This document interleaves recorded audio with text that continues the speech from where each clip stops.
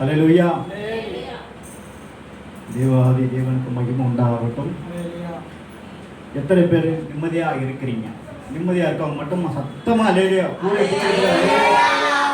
ஹல்லேலூயா. இன்னும் நிம்மதியா வரலையா? பத்தலையா? சொல்லுங்க ஹல்லேலூயா.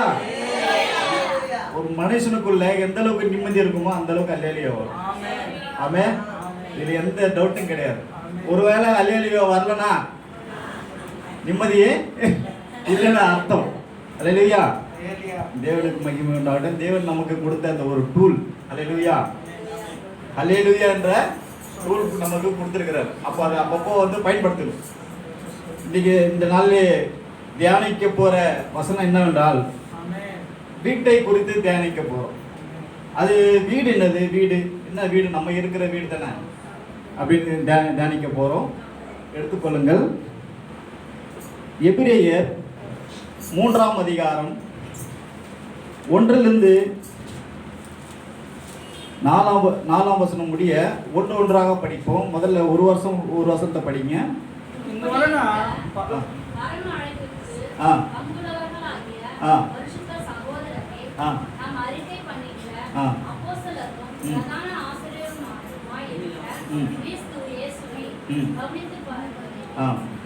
போதும் கண்களை மூடுவோம். உம்மடுமா நேசியரைகள் அன்பின் பரலோக தந்தையே, தகப்பனே, நீர் அப்பா உங்களுடைய சித்தத்தின் பிரகாரம் தகப்பனே எங்களை உருவாக்கினீர். அதற்காக கூடான கொண்டு நன்றி செலுத்துகிறேன் தகப்பனே. தகப்பனே, உங்களுடைய வார்த்தைகளை தேடி வந்திருக்கிறோம். இந்த வார்த்தைகளை கொண்டு பிள்ளைகளுக்கு கொடுக்க போற ஆகாரத்துக்காக கூடான கொண்டு நன்றி செலுத்துகிறேன். கேட்கிற பிள்ளைகளை தகப்பனே இந்த ஆகாரத்தை புசித்து அப்பா தன்னுடைய அப்பா ஆகாரத்தை கொண்டு அப்பா பலன் அடைந்து அப்பா உங்களுடைய சமூகத்திலே இன்னும் வளர உதவி செய்யுங்க. நீரை பொறுப்படுத்தும் இயேசுவின் ஜெபத்தின் நல்ல பிதாவே, ஆமென். హల్లెలూయా. ఇదోర్న పరలోక సంబంధమైన పిలుపుతో పాలు పొందిన పరిశుద్ధ సహోదరులారా, మనం ఒప్పుకొనిన దానికి అపోస్తలులను ప్రధాన యాజకుడైన యేసు మీద లక్ష్యం ఉంచుడి. ஆமென். பாருங்க, இப்படி இருக்க பரம அழைப்பின் பங்குள்ளவர்களாகி பரிசுத்த சகோதரரே, நாம் அறிக்கை பண்ணுகிற அப்போஸ்தலரும் பிரதான ஆசாரியருமாயிருக்கிற கிறிஸ்து இயேசுவை கவனித்து பாருங்கள். ஹல்லேலூயா. இங்க ஒரு விஷயத்தை அண்டர்லைன் பண்ணிக்கணும். இயேசு கிறிஸ்து சொல்லியிருக்கிறா இல்ல கிறிஸ்து இயேசுன்னு சொல்லியிருக்கலாம்? ஏன் இயேசு கிறிஸ்து தானே வரணும்? ஏன் கிறிஸ்து இயேசுன்னு வரணும்? இன்னைக்கு உங்களுக்கு ஏதாவது வேதத்தில் ஏதாவது சந்தேகம் இருந்தா உங்களுக்கு அடுத்த வாரம் கூட வாய்ப்பு கொடுக்குறேன். எந்த வரைக்கும் உங்களுக்கு இந்த வேதம் எனக்கு புரியல அப்படின்னு சொல்லிட்டு நீங்க சொன்னீங்கன்னா அந்த வார்த்தையின்படியே உங்களுக்கு விவரிக்க நான் ரெடியா இருக்கிறேன். ஹல்லேலூயா. நான் ரெடியா இல்லை, பரிசுத்த ஆவியானவர் ரெடியா இருக்கிறேன். பாருங்க, அந்த வசனத்துல நம்ம கவனமா இருக்கணும். இன்றைக்கு கிறிஸ்து இயேசுனா அதுல இயேசு கிறிஸ்து இயேசு தானே முதல்ல வந்தாரு, கிறிஸ்து தானே அதுக்கப்புறம் வந்து இருந்தாரு. இயேசு கிறிஸ்து அதுல இருக்கிற முதல்ல அந்த வார்த்தை எப்பவுமே வந்து ஒரு ஆர்டர் பிரகாரமாக இருக்கும். இயேசு கிறிஸ்து அவர் பிரதான ஆசாரியராக தானே இருக்கணும். சொல்லுங்க, இங்க கிறிஸ்து இயேசு தானே பிரதான ஆசிரியர் இருக்குது. காரணம் என்ன? அவர் வேலையை முடிச்சுட்டு அவர் பரலோகத்திலே இருக்கிறாரு. அங்கிருந்து இப்போதைக்கே மறைமுகமா செஞ்சிருக்கிறாரு. கிறிஸ்து என்றது என்ற யார்? இந்த உலகத்திலே இருக்கிற ஒளியின் ஆவியானவர். அவன் அப்படின்னா தேவனுக்கு பிறந்தவர் என்று அர்த்தம். தேவனுடைய பரிபூர்ண வித்துன்ற அர்த்தம். அதாவது அவர்களே இப்ப நம்ம இந்த உலகத்தில் இருக்கிற மனுஷங்க எல்லாரையும் ஒருத்தர் விசேஷமானவராக இருக்கிறார். அல்லேலூயா. அவர் தான் வந்து கிறிஸ்து இயேசுன்றார். இப்போ ஒரே ஒரு கேண்டில் இருக்குது. நமக்கு உதாரணத்துக்கு வீட்டில் நம்ம வந்து ஒரு கேண்டில் வைக்கிறோம். எதுக்காக வைக்கிறோம்? வீடு ஃபுல்லாக கேண்டில் வைக்கிறோம் கிடையாது இல்லை. ஒரே ஒரு கேண்டில் தான் வைக்கிறோம். அது எங்கே வைக்கிறோம்? மூலையில் வைக்கிறோம் இல்லை வீட்டு மேலே வைக்கிறோமா? நடு வீட்டில் வைப்போம். எதுக்காக? வீடெல்லாம் வெளிச்சம் வர்றதுக்காக. ஆமென். இது உண்மை தானே? அதாவது வெளிச்சம் உள்ள வார்த்தைகள். இப்போ இந்த கிறிஸ்து வந்து உதாரணத்துக்கு ஒரு கேண்டில்ன்றது ஒரு உதாரணமா இருக்கிறார். ஆமென். இந்த அவர் வீட்டில் வந்து அவர் வெளிச்சமா இருக்கிறார். அப்போ ஒவ்வொரு வீட்லயும் வந்து ஒரு கிறிஸ்து இருக்கிறாங்கன்னு அர்த்தம். ஆமென். இப்போ இன்றைக்கு ஒரு வீடு வெளிச்சமாக இருக்குதுன்னா வெளிச்சம் என்ன?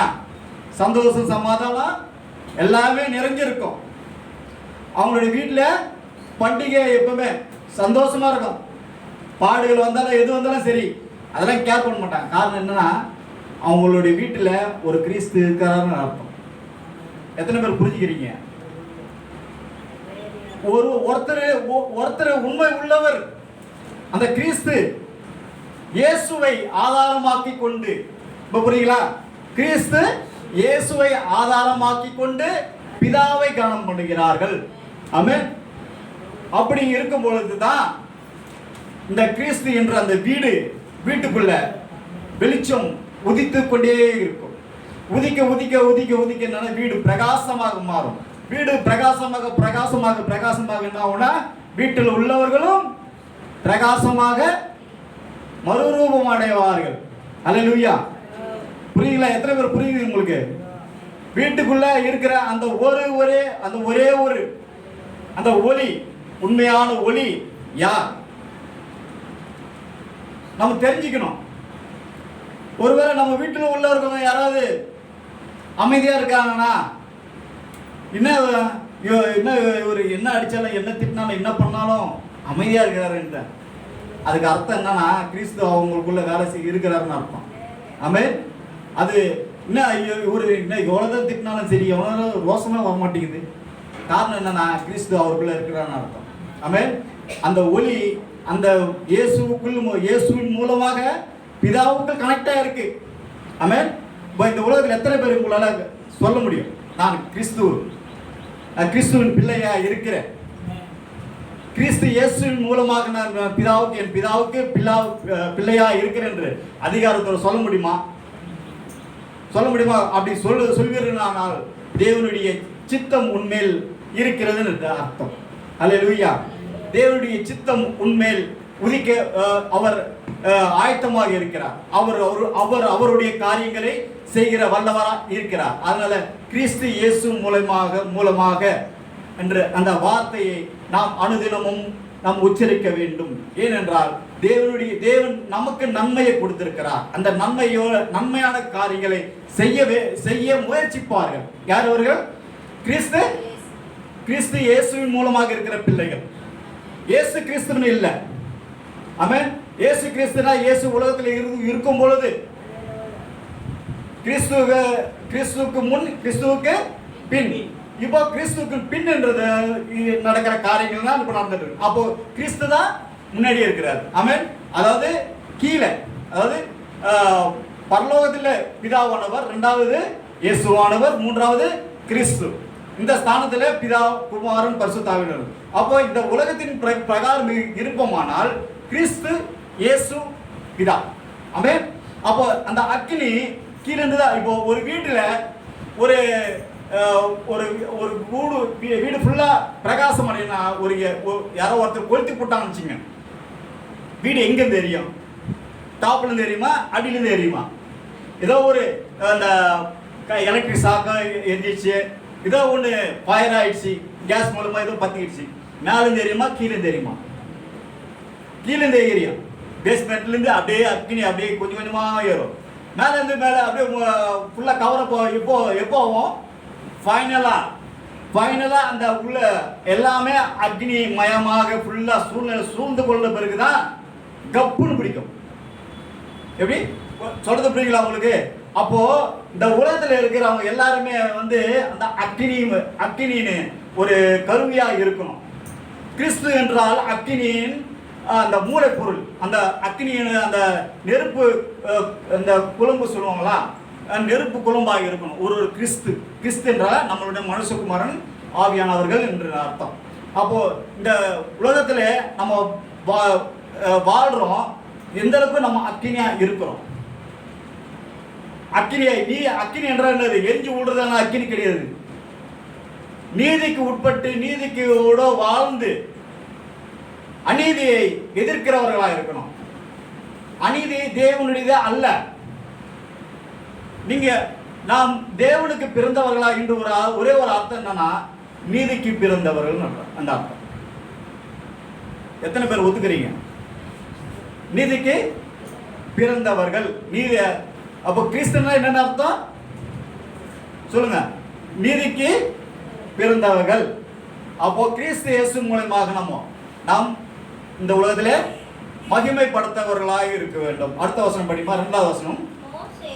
மோசே தேவனுடைய வீட்டில் பாருங்க, எங்கும் உண்மையுள்ளவனாய் இருந்தது போல தம்மை ஏற்படுத்தினவர்களுக்கு உண்மை உள்ளவர்களாய் இருக்கிறார். அப்புறம் வீட்டை உண்டு பண்ணினவன் வீட்டை பார்க்கிலும் அதிக கனத்துக்குரியவனாய் இருக்கிறான். ஒரே ஒரு நிமிஷம் இருங்க, இங்க பாருங்க, எல்லாரும் கவனிங்க. அப்போ இன்றைக்கு அந்த வசனம் வீட்டை கட்டினவருக்கு அதிக கனத்தை கூடியவராக இருக்கிறார். இன்றைக்கு இந்த உலகத்துல இந்த வீடு கட்டினா அவருக்கு கனம் வரும் சொல்லிட்டு வீடு கட்டிட்டு இருக்காங்க. ஆனா வசனம் என்ன சொல்லுதுன்னா, வீட்டை கட்டுகிறவர்களுக்கு தான். அப்படின்னா யாருக்கு வரும் அதிக கனம்? யாருக்கு வரும்? வீடு கட்டினவர் யாருக்கு? மேஸ்திரிக்கு, சித்தாளுக்கு, அவங்களுக்கு தான் ஒரு கனம். வீட்டில் இருக்கிறவங்க காசு பணம் கொடுத்து இருக்கிறவங்க வேல்யூ கிடையாது, மதிப்பே கிடையாது. சட்ட பிரகாரம் யாருக்கு போய் சேரணும்? அதிக கணம் அவருக்கு தான். எப்பா நீயே இருக்கலாம் சொல்லிட்டு உனக்கு ரைட்ஸ் இருக்குது. ஏன்னா ஒவ்வொரு மனுஷனுடைய வேர் அவனுடைய ரத்தம். ஆமென். அவனுடைய ரத்தத்தால் உருவாக்கி வீடை கட்டிக்கிறாங்க. இந்த உலகத்துல வீடு கட்டுறது யாரோ, இருக்கிறது யாரோ? யாரு வீடு கட்டுறது, யார் இருக்கிறது? இந்த ஞானம், தேவனுடைய ஞானம் நமக்கு போதிக்கிறது பாருங்க. அப்போ சின்ன சின்ன வேலையில செய்யறாங்க. ஒரு பிளம்பர் இருக்காங்க, அவரும் வீட்டுக்கு பாகஸ்தரா இருக்கிறாரு. காசு பணத்துக்கு வேல்யூ கிடையாது. ஒருவேளை இந்த உலகத்துல வேல்யூ இருக்கலாம். சொல்ல போனா ஒரு வகையில நம்மலாம் பணம் நம்ம எல்லாமே பணம் தான் எல்லாமே செய்யுதுன்னு சொல்லணும்னா பைத்தியக்காரன் தான் சொல்லணும். நம்ம என்னால சொல்லுவேன், நான் அப்படிதான் சொல்லுவேன், பைத்தியக்காரன் சொல்லுவேன் நான் அவனை பார்த்து. ஏன்னா கிடையாது. உழைப்பு எங்க இருக்கு? உழைப்பு யாருது? ஆனா தேவனானவர் நம்ம வீடு என்ற சரீரத்தை கட்டி இருக்கிறாரு. ஆனா அவருக்கு கணத்தை கொடுக்கல. வீடு வெளியே மேக்கப் பண்ணிட்டு போனானே அவனுக்கு கணத்தை கொடுக்கிறோம். அஸ்திபாரம் போட்டவனுக்கு கணத்தை கொடுக்கறது இல்ல. பேஸ்மெண்ட் ஃபுல்லா பேஸ்மெண்ட் இந்த கம்பி கட்டி எல்லாம் உழைச்சி அவனுக்கு கணத்தை கொடுக்கறது கிடையாது. புயல் வந்தாலும் யாரு நினைக்கிறான்? அஸ்திபாரம் போட்டவன தான் நினைக்கிறான். அப்பதான் வீடு நல்லா இருக்கும் இல்லையா? பேஸ்மெண்ட்ல கம்பி போட்டது யாரு? கம்பி கட்டது யாரு? அந்த சிமெண்ட்ல ஜல்லி கலந்தது யாரு? இந்த சிமெண்ட்ல தண்ணி ஊத்துறது யாரு? அவங்களதான் நினைக்கணும். அப்படின்னா என்ன அர்த்தம்னா, நம்ம ஒரு வகையில நன்றி கட்டவனா இருக்கிறோம் அர்த்தம். பணமே பேசுறாங்க. இந்த மனுஷன் இல்லைனா அந்த பணம் இது ஒண்ணுமே இல்லை. இந்த மனுஷன் தான் அந்த பணத்தை உருவாக்குறது. ஆனா மனுஷனை விட்டுட்டு பணத்தை வேல்யூ கொடுத்துருக்கிறாங்க.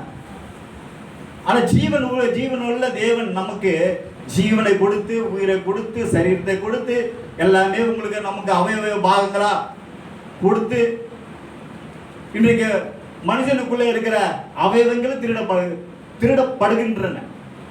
உங்களுக்கு ரகசியம் தெரியுமா தெரியாது தெரியல. பெரிய பெரிய ஹாஸ்பிட்டல்ல நம்மளுடைய அவயங்கள் திருடப்படுது, தெரியாது. இது ஏன் சொல்றேன்னா, என் கூட நான் நிறைய கம்பெனியில் வேலை செஞ்சிருக்கிறேன். அதில் ஒரு கம்பெனியில் ஒருத்தர் வந்து அவர் காதாடு கேட்கணும். அவர் ஏதோ உடம்பு சரியில்லை, நல்ல டிரைவர், நல்ல ஒரு நல்லா ஹெல்த்தியாக இருப்பார், அவர் நல்லா ஆரோக்கியமாக இருப்பார். ஒரு நாள் திடீர்னு ஏதோ வயிற்று வலியோ ஏதோ போய் அட்மிட் ஆகிருக்குது. ஆனால் அங்கே போனால் சாதாரண விஷயத்துக்கு தான் போனார். ஆனால் அங்கே வந்து அவருக்கு ஆப்ரேஷன் செய்யப்பட்டதான், அவருக்கே தெரியாது, அவங்க கூட இருக்கிறவங்களுக்கும் தெரியாது. இது எப்போ அவருக்கு தெரிஞ்சதுன்னா, அந்த ஆப்ரேஷன் ஏன் பண்ணாங்கன்னு அவங்களுக்கு தெரியாதான். உள்ள இருந்த அந்த ஸ்பேர் பார்ட்ஸை மொத்தம் ஒரு எடுத்துட்டு இருக்காங்க, திருட்டு இருக்காங்க. லிவரோ ஏதோ கிட்னியோ ஏதோ ஒன்று எடுத்துட்டாங்களாம். அது எப்போ தெரிஞ்சதுன்னா, அவருக்கு ரொம்ப நாள் கழிச்சு அவருக்கு பலி வரும்போதும் தெரிஞ்சது. பலி வரும்போது தெரியல, அது ஸ்கேன் எடுத்து என்ன விஷயம், எதுக்காக வலிக்குது அப்படின்னு சொல்லிட்டு தேடும்போது தான், ஸ்கேனில் தேடும்போது தான் அவர் கிட்னியாக காணுமா. எங்க போகுது? யாருடைய வீடு, யாருடைய சொத்து, யாருக்கு இருக்க வேண்டியது, எங்க போகுது? அதனால நீங்க அவசரப்பட்டு எதுக்கும் போயிடாதீங்க. எமர்ஜென்சி மட்டும் போயிட்டு வந்துருங்க, சரியா? அதனால இந்த உலகத்தை அது கிடையாது. நம்ம அப்பா தான் நமக்கு ஹாஸ்பிட்டல் ஓனர். ஆமென். நம்மளை உருவாக்கி தேவாதி தேவனாக யெகோவா தேவனே நமக்கு ஜீவனை கொடுத்தவர். அவர்கிட்ட வாங்க. இந்த உலகத்தில் அவருக்கு எல்லாருக்கிட்ட போயிட்டு சேர்றத விட நம்மளுடைய ஸ்பேர் பார்ட்ஸ் தான் திருடப்படும். இன்னைக்கு பிசினஸ் பயங்கர பிசினஸ். உங்களுக்கு உலக ரகசியம் தெரியுமா தெரியாதா எனக்கு தெரியாது. எனக்கு ஆனால் எனக்கு எல்லாமே கற்றுக்கிறதுனால தெரியுது, 4 பேர் கூட பேசுறதுனால தெரியுது. இல்லைன்னா நான் உங்களை போல இருப்பேன். பாருங்க, இந்த வீட்டை கட்டது யாரு? வீட்டுக்கான மகிமையானவருக்கு மகிமை போய் சேருறது கிடையாது. Right, okay. ஸ்பேர் பார்ட்ஸ் எல்லாம் திருடப்படுது, ஓகே. நீங்க கேட்கலாம், அடுத்தவருடைய உயிர் தானே பாதுகாக்கப்படுது. ஓகே, நியாயம்தான். நீங்க கேட்குற கேள்வி நியாயமானது தான். இப்போ ஒரு வீட்டில் கட்டுறீங்க, ஒரு வீடு ஃபுல்லாக கட்டுறீங்க, ஒரு ஜல்லி மண்ணில் போட்டு கட்டுறீங்க. அந்த மூலையில் ஒரு இடத்துல வந்து ஒரு ஹோல்ஸ் ஆகும். அந்த வீட்டுக்கான அந்த ஒரு ஹோல்ஸ் வச்சுட்டு மேலே ஃபுல்லாக நீட்டாக வச்சுட்டேன்னா அந்த வீடு உருப்படியாக இருக்குமா? சொல்லுங்க. அந்த ஹோல்ஸ் வழியாக வருகிற பெருச்சானிக்கு எல்லாமே பூச்சி, புழுவு, தவளைகள் எல்லாமே வந்து சேரும்.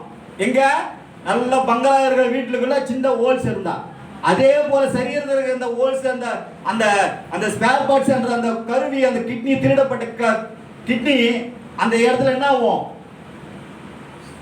நோய்களை உருவாக்கும், வியாதிகள் அதிகமாக வியாதிகள். இன்னைக்கு விஷயம் என்னன்னா, அவர் இல்லை உலகத்தில், அவர் இறந்துட்டாரு.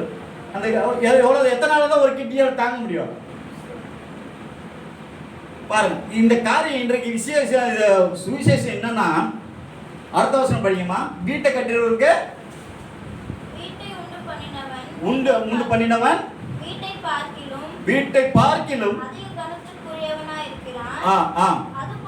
அதுபோல மோசேயை பார்க்கிலும் இவர் அதிக மகிமைக்கு பாத்திரராய் இருக்கிறார். பாருங்க, அதிக மகிமைக்கு பாத்திரராய் இருக்கிறார். இங்க வந்து வீட்டை கட்டினவருக்கு அதிக மகிமையாய் இருக்கிறார். அங்க இன்னொரு விஷயம் என்ன, மோசேவை குறித்து பார்க்கும்போது அதிக கனமா உள்ளவன். ஆமென். அது அப்படி என்ன போடுகிறது? அதிக மகிமைக்கு பாத்திரராக இருக்கிறார். என்னன்னா, இப்ப அந்த ஒரு வீடு கட்டினது மாத்திரம் கிடையாது, வீட்டை கட்டினவரும் மகிமைப்படுத்தணும். ஆமென். அப்பொழுதுதான் வீட்டில் உள்ள வர்றவங்க மகிமை அடைய முடியும். ஆமென். கட்டினவர்களை மகிமைப்படுத்த கற்றுக்கொள்ளணும். இந்த உலகத்துல யாரும் வந்து கட்டினவங்க மதிக்கத்தே கிடையாது.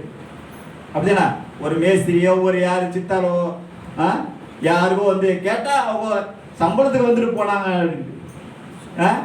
அந்த சம்பளம் உனக்கு முக்கியம் கிடையாது, வந்து வேலை செய்யறது தான் முக்கியம். அந்த உழைப்புக்கு கொடுக்குறாங்க பாருங்க, அதுதான் முக்கியம். இங்கே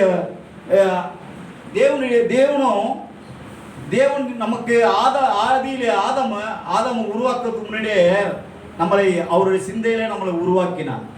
உருவாக்கிட்டு களிமண்ணால நம்மளை எங்க வரைஞ்சிருக்கிறாரு? அவருடைய உள்ளங்கையில வரைஞ்சிருக்கிறாரு. நம்ம எப்படின்னா உள்ளங்கையில வரைந்து கொண்டு பார்த்துக்கிட்டு இருக்கிறாரு. இப்போ உங்களுக்கு உதாரணத்துக்கு சொல்றேன், நீ கைங்க உள்ளங்கையில வச்சு இந்த கையை வச்சு ஃபுல்லா தேய்ச்சிக்கிட்டே இருக்குண்ணா, ஒரு சில மணி நேரத்தில் உங்களுக்கு கையிலேருந்து களிமண் வெளியே வரும். கவனிச்சிருக்கீங்களா?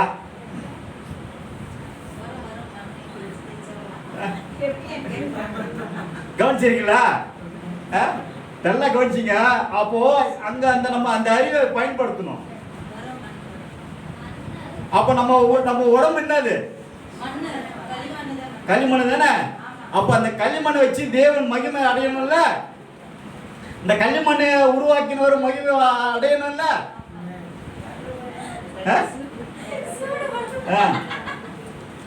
பாருங்க, இங்க காரிய அடுத்த வசனம் படிங்க. 4ஆம் வசனம் படிக்குமா? 4ஆம் வசனம் படிங்க. ஏனெனில் எந்த வீடும் ஒருவனால் உண்டாக்கப்படும் எல்லாவற்றையும் உண்டு பண்ணினவர் தேவன். பாருங்க, இங்க கவனிங்க. எல்லா இங்க வாசி, ஏனெனில் எந்த வீடும் ஒருவனால் இங்க புரிய அண்டர்லைன் பண்ணீங்க. எந்த வீடும் ஒருவனால் உண்டாக்கப்படும். எந்த வீடும் ஒருவனால் உண்டாக்கப்படும். நம்ம வீடு நம்மள கட்ட முடியுங்களா? சொல்லுங்க. ஒரு உங்ககிட்ட காசு பங்களா காருக்கு எல்லாம், இது பங்களா இல்ல, வீடு கட்டுறதுக்கான எல்லா பொருளும் இருக்குது. உங்களால வீடு கட்ட முடியுமா? யாரோ ஒருத்தர் வீடு கட்டினா தான் நீங்க வீட்டுக்குள்ள போக முடியும். நீங்களே வீடு கட்டி நீங்களே உங்களால வீட்டுக்குள்ள போக முடியாது. யாரோ ஒருத்தர் கட்டி தான் ஆகணும். கட்டலன்னா உங்களுக்கு வீடு கிடையாது, ரோட்ல தான் படுத்துக்கணும். யாரோ ஒருத்தர் இறக்கப்பட்டு வீடை கட்டி கொடுத்தாதான் நீங்க மழைக்கு வெயிலுக்கு எல்லாம் ஒதுங்கி இருக்க முடியும். இப்ப நீங்க இருக்கிற வீட்டுல யாருடையது? சொல்லுங்களேன். இப்ப நீங்க இருக்கிற வீடு யாருடையது? ஒரு கட்டினது. ஆமென், அல்லேலூயா. அந்த வீடு யாரா இருக்குது? இந்த உலகத்துல கட்டணன்ற வீடு ஒருத்தர் கட்டி தான் ஆகணும். யாரோ ஒருத்தர் நமக்கு முகம் தெரியாத ஆளு கட்டி தான் ஆகணும். நம்ம அதே போல நம்ம உலகத்துக்கு பிறக்கிறதுக்கு முன்னாடியே ஒருவர் கட்டி தான் அனுப்பியிருக்கிறார் வீட்டுக்கு. அல்லேலூயா. ஒருவர் வீடை கட்டி அனுப்பியிருக்கிறார் நம்மளை. அவர்தான் கிறிஸ்து. ஆமென். அதாவது தேவனுடைய ஒளியானவர். தேவனுடைய ஒளியானவர் நமக்கு நம்ம கிறிஸ்து என்னும் பரிசுத்த ஆவியை மூலமாக தம்முடைய வீடை கட்டுகிறார். வீடை கட்டினார். கட்டுகிறார் இல்ல, கட்டினார். கட்டி அனுப்பி வச்சார். அந்த வீடை எத்தனை பேர் பாதுகாக்கிறீங்க, பத்திரப்படுத்திருக்கீங்க? இன்னைக்கு கேள்வி கேட்கிறார், எத்தனை பேர் பாதுகாப்பா வச்சிருக்கிறீங்க அந்த வீடு? வெயில் வந்தாலும் தாங்குமா? உங்க வீடு கேட்கிறான்னு. வெயில் வந்தா தாங்குமா? மழை வந்தால் தாங்குமா? சோதனை வந்தாலும் தாங்குமா? தாங்கணும். தாங்கிறதுக்கு பலனை கொடுத்திருக்கிறாரு, ஜீவனை கொடுத்திருக்கிறாரு, ஒளியை கொடுத்திருக்கிறாரு. ஆமென். தேவன் எவ்வளவு மகிமையானவர் பாருங்க. அவரை வர்ணிச்சு புகழ் நான் எத்தனை மணி நேரம் போதாது. நீங்க நேரம் முடிகிற நேரம் வந்துடுச்சு. எனக்கு பாருங்க, வசனத்தை இன்னும் ரெஃபரன்ஸ் வச்சிருக்கிறேன். தீத்து 3ஆம் அதிகாரம் பார்த்தீங்க.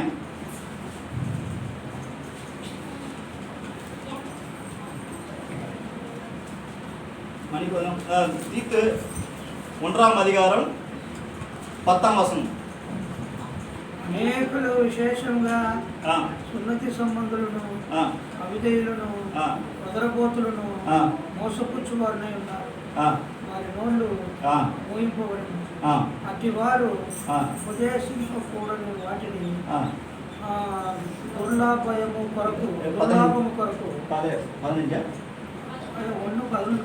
15 படிங்க. 15. சுத்தம் உள்ளவர்களுக்கு சகலமும் சுத்தமாயிருக்கும், அசுத்தம் உள்ளவர்களுக்கு அவிசுவாசம் உள்ளவர்களுக்கும் ஒன்றும் சுத்தமாயிராது. அவர்களுடைய புத்தியும் மனசாட்சியும் அசுத்தமாயிருக்கும். பாருங்க, அப்போ சுத்தம் உள்ளவர்கள் என்ன இருக்குமா? எல்லாமே சுத்தமா இருக்கும். தன்னுடைய வீடு எல்லாமே சுத்தமா இருக்கும். உண்மையா? எத்தனை பேர் ஒத்துக்கிறீங்க? சுத்தம் உள்ளவர்களுக்கு எல்லாமே சுத்தம். அப்போ ஒரு வீடே சுத்தம் ஆகுதுன்னா அந்த உலகம் சுத்தம் ஆகுமா ஆகாதா? ஆகணும்ல. ஏன் லேட் ஆகுது? தேவனுடைய ராஜ்யம் வர்றதுக்கு ஏன் லேட் ஆகுது? சொல்லணும், நீங்க தான் சொல்லணும். ஏன் லேட் ஆகுது? வீடு சுத்தம் ஆகுது, அழுக்காகுது, ஆகுது, அழுக்காகுது, ஆகுது, சுத்தமாகுது, அழுக்காகுது. ஏன்னா பரிபூர்ண சுத்தமாக மாட்டேது. எப்போ ஆகணும்? ஒரு பாஸ்டர் கேட்டேன், ஐயா இது வரைக்கும் பரலோகத்தில் யாரும் இல்லைன்னா அது மரணத்துக்கு அப்புறம் தான் ஐயா அந்த மகிமையின் சரீரம் வரும்ட்டு. இந்த வசனத்தை எப்படி புரிஞ்சுக்கிறது? இப்போ உன் வீடு சுத்தமா இருக்குது. அப்போ சுத்தமா இருக்கும் போதே உன்னுடைய சரீரம் ஃபுல்லா மகிமை சரீரம் அடையில. நான் உயிரோடு இருக்கும் போதே அந்த மகிமை சரீரம் அடையாம போனா எப்போ சுத்தமா வருது? செத்த பிறகா சுத்தம் பரிபூர்ணமா சரியணும். எப்போ? மரித்த பிறகா? உயிரோடு இருக்கும்போது ஜீவனை கொடுத்தவர், ஜீவனை உருவாக்குறவர், அவர் மகிமை சரீரம் தர மாட்டாரா? கண்டிப்பாக கொடுக்கிறாரு. சுத்தமாவது சுத்தமாக மாட்டேன், அழுக்காவது, சுத்தமாவது அழுக்காவது, சுத்தமாவது அழுக்காவது. சில பேர் அசுத்தம்னு தெரியும், அசுத்தத்தை ஊந்துருவாங்க. சில பேர் பரிசுத்தம் தெரியும், பரிசுத்தத்தோட வேல்யூவும் தெரியாது, அதோட வேல்யூ மகிமையும் தெரியாது. அப்போ நம்ம இருக்கிற நம்ம ஞானம் எங்க போகுது? வீடு கட்டினவர் எப்படிப்பட்டவர்? வீட்டை உண்டாக்கினவர் எப்படிப்பட்டவர்? ஏன் மோசே மட்டும்தான் எங்கும் உண்மை உள்ளவனா இருந்தானா? அவரால் மட்டும் எப்படி இருந்தது? அவருக்கு மட்டும் சுகர் இல்லையா, பிபி இல்லையா? அவருக்கு மட்டும் நோய் நொடி இல்லையா? எப்படி சுத்தமா இருக்க முடிஞ்சது? அவர் மேல பட்ட அழுக்கையும் அவர் துடைக்க ஞானம் உள்ளவராக இருந்தார். இயேசுவும் இந்த உலகத்துல அப்படிதான் இருந்தார். தம்மால பட்ட அழுக்கை கூட துடைக்க நல்ல ஞானம் உள்ளவராக இருந்தார். தேவனானவர் கொடுத்த, பிதாவானவர் கொடுத்த அந்த ஞானத்தினால தன்னை கழுவி கொண்டார், தன்னை பரிசுத்தமாக்கி கொண்டார், தன்னை நீதிக்குள்ள நடத்தி கொண்டார், நீதியின் சரீரத்தை தரித்துக் கொண்டார். ஆகவே தான் அவர் உயிரோடு அந்த உலகத்தை ஜீவிய நாட்கள் இருக்கும்போது மகிமையின் சரீரத்தை அவர் தரித்துக் கொண்டார். தரிக்க முடியுது, பிதாவின் சித்தத்தை நிறைவேற்ற முடியுது. இந்த உலகத்தில் நம்ம வர்றோம், இந்த உலகத்தில் இருக்கிறோம், நம்மளால மகிமையின் சரீரத்தை அடைய முடியாத காரணம் என்ன? இன்னும் அநேக காரியங்கள் பரிசுத்த ஆவியானவர் கேள்வி கேட்டுக்கொண்டு இருக்கிறார்.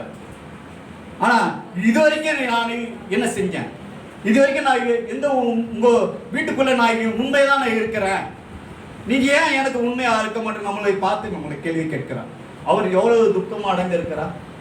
அவருடைய அக்கினி மேகஸ்தம்பம் பரலோகத்திலிருந்து உலகத்தில் வரைக்கும் அந்த அக்கினி மேகஸ்தம்பம் எப்படிப்பட்டதா இருக்கிறது?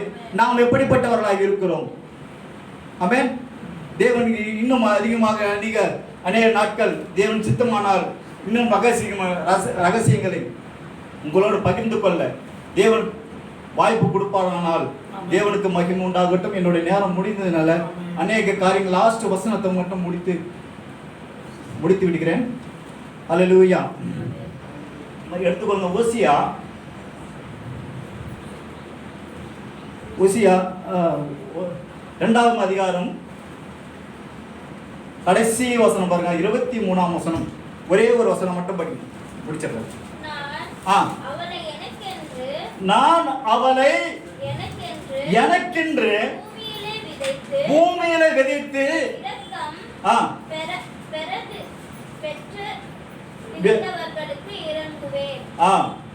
இரக்கம்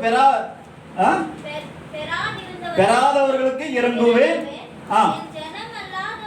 என் ஜனமல்லாதவர்களை நோக்கி நீ என் ஜனம் என்று சொல்லுவேன், அவர்கள் என் தேவனே என்பார்கள். அப்படின்னா என்ன காலம் எப்போ இருக்கு? சமீபமா இருக்குது.